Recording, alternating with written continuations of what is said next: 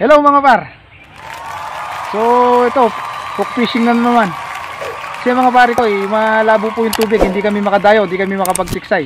So kasama ko ngayon si paring Boy Tirador, tsaka yung dalawa, si paring Reggie, tsaka si Utol Burs. So narito kami ngayon sa kadugtong ng Pampanga River mga pare ko, para mamingwit ng isda. So malamig yung panahon, ayaw namin mag-stay sa bahay mga pare ko, baka alam nyo na, baka maragdagan pa yung mga anak namin. Sinabi mo pa, siyang tunay. Mas mabuti ng mangisda mga pare. So, dali pare ko. Ayan. Oh, pare ko. Oh. Ano to? Ayan. Uy, Wow. baby shark. Wow. Pwede na yan. Kunin natin. Oo. Gawin natin fish fillet, no? Oo. First fish mga pare ko. Ang taba ang pare ko yun. Baby shark. Ba, mabuti yan. Baby shark. Hindi na baby shark yan. Big shark. Big shark na. Oo, dahil Ano, malaki parang na. pating eh. Oo. Sasalita ako, mga bastos talaga kayo eh. Ano nangyari sa'yo? Ano mo? Ano yan? Lumuha yung mata. Salbahay ka talaga. Akala ko kung ano na naman yung sinasabi mo. Tignan nyo pare ko yung palutang ko. Ayan o. Yung kulay orange. Oh. So ako mga pare ko, Oh. wala akong palutan. Ayan o. Ano yan pare ko? Yung carrots. Carrots na plastic.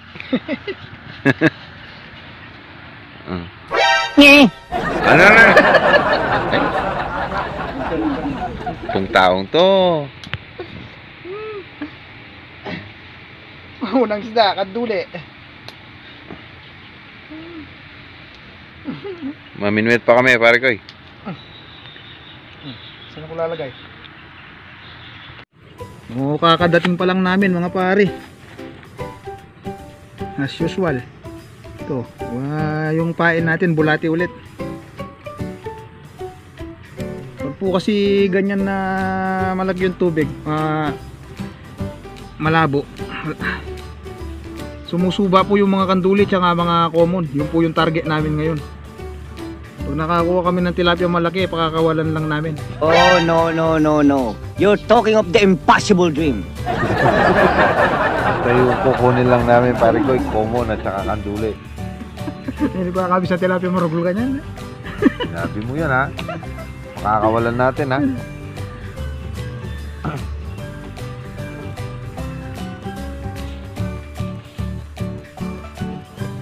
Ano yun? Duli niya naman ba? Oh, tagal na. Alright. Dalawang isda mga pare ko, kanduli na naman. Oh, what's the problem?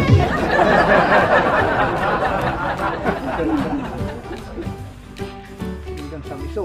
Parang ikaw lang yung anak ng ano ha. Siyempre, Walang nakakuha. hindi swerte lang. Kumbaga, sabi mo, nagpapabugbog ka muna. Kilala kita eh, pang main event ka eh.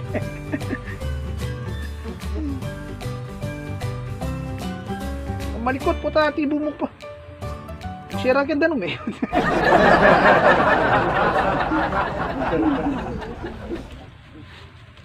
Taba na po mo? Gusto ko yan. Sinigang.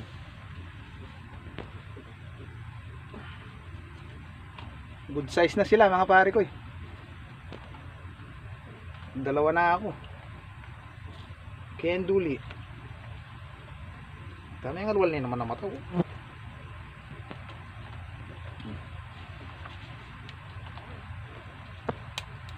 Patak na naman yung muro.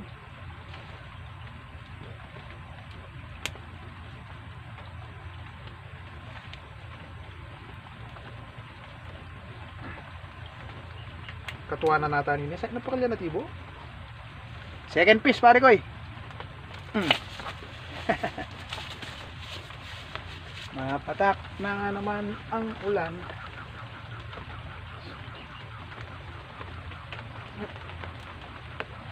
Puro sila kaduli. Fish fillet ko po ito rin.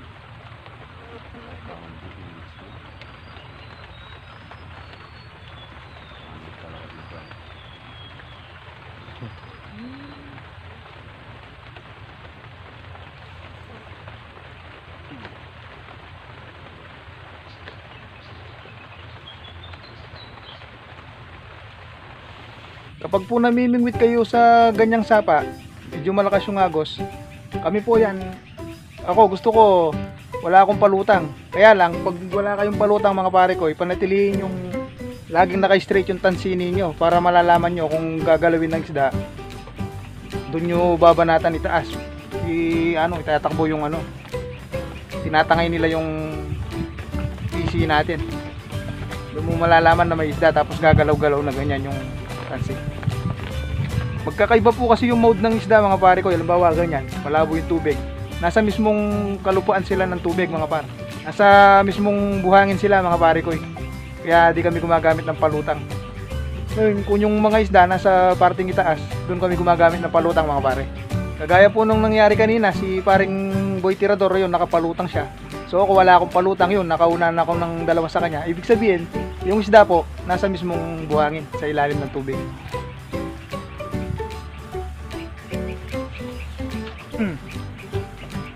Uli na naman pare ko, yun, lakas umilaw. Baka kanduli na naman to par. Ang lakas ah. Kanduli na naman siya pare ko. Yun, nakatatlong kanduli na ako. Magaling!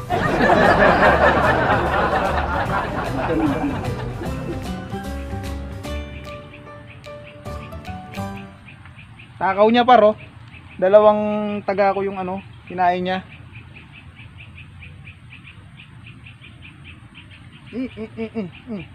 Pare, nakatatlo na ako. Gagawin ko tong fish fillet. O kaya yung request ng isa nating viewers.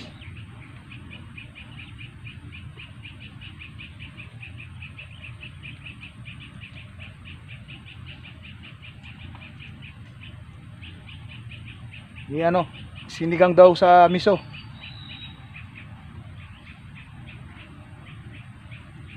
Nako.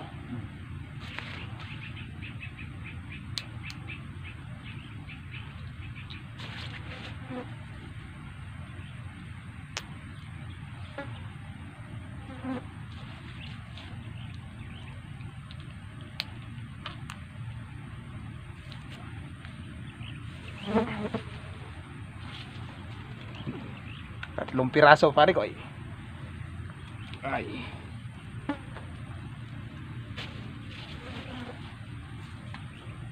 Yung pong inaasam naming makuha ngayon dito, yung yung karpa mga pare ko, o common na tawag namin mga Kapampangan. Yun yung sadya namin dito. So ngayon mga kanduli yung humihila. So isda rin naman yun, kukunin na namin mga par. Sana pala rin kami kahit maka isang piraso lang.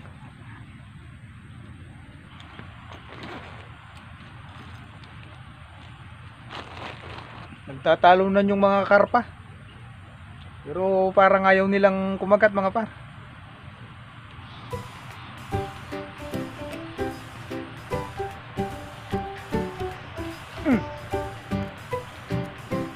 Huli na naman pare ko eh. Kanduli na naman sigurado to. Lakas ah. Ay, kanduli nga. Nakapat na akong kanduli pare ko eh. Wow! Ang bigat! Sila mamila. Sarap bingwitin.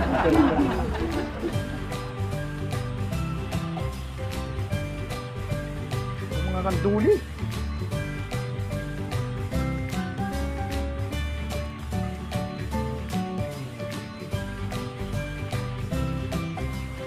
Hindi mo kasi binali yung tibo nito mga pare ko eh. Baka madisgrasya. Masakit po yung tibo nito. Pwede ka rin lagnatin. Parang hito din na native.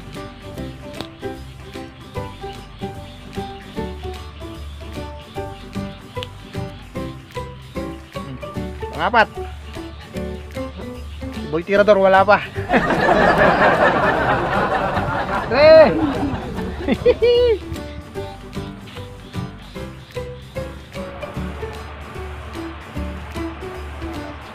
Ay, may abulo siya, nakaputa. Sayang. Wala siya pare ko eh. Pero sayang no? Wala yun.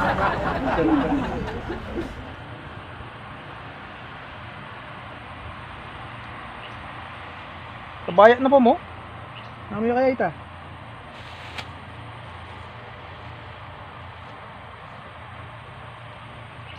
Yun na siguro yung pinapangarap kong karpa. Nakawala pa. Malati lang kasi taga ko eh.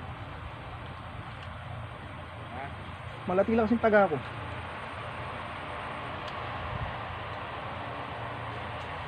Natras na yun. Ano ba ako ka rin? Ma. Dami na nahuli ni Utol Burso. Para Reggie. Oh, pipirito yan mga pare ko eh. Hindi pa ni para Reggie. Hindi na po kandun eh. Nakanato nga pa. 1 hour later. So mga pare ko, nakauwi na rin po kami ng bahay. So dinaanan na naman kami ng malakas na ulan at di kami ganong nakapag-video mga par. Sumisingit lang po kami dahil baka mabasa yung cellphone namin. Ayun si Paring Boy Tirador. Yung mga nahuli namin nilalagay niya sa palanggana. Pagkita ko mga pare ko. So ayan sila mga pare ko. Sari-sari po. Mga tilapia, mga kanduli. Yung pangarap namin common hindi natupad mga pare. Ay meron pala. Meron. Ayun, nag-iisa lang. Ayaw kumagat yung malalaking common, mga par. Ayan, yung common, maliit lang. So, nangangarap kami yung kahit mga 5 finger lang na common. Hindi siya common, pare. Ano? Momon. Momon. Maliit pa lang eh.